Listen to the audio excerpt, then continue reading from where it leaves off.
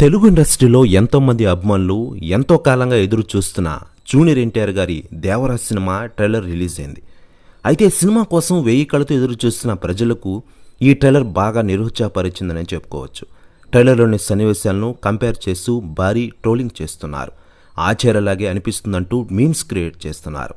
గతంలో ఆచార్య సినిమాలోని కొన్ని సన్నివేశాలను దేవరా ట్రైలర్లోని సన్నివేశాలను కంపేర్ చేస్తూ ట్రోలింగ్ చేస్తున్న విషయం తెలిసిందే. అయితే ఆచార్య సినిమా అనంతరం దర్శకుడు కొరటాల శివ అల్లు అర్జున్తో ఓ సినిమా చేయాల్సి ఉంది. ఆ సినిమాను తొలి అనౌన్స్ చేశారు కూడా.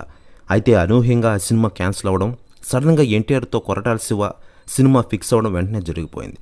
ఆచార్య సినిమా ఫలితం, దాని తదనంతరం చిరంజీవి గారు చేసిన కొన్ని కామెంట్స్ కొరటాల ఇమేజ్ను కంప్లీట్గా దెబ్బతీస్తున్న పరిస్థితి కనిపించింది. ఈ క్రమంలో కొరటాల శివ తానేంతో మరోసారి నిరూపించుకోవాల పరిస్థితి ఏర్పడిన విషయం మనకందరికీ తెలిసిందే.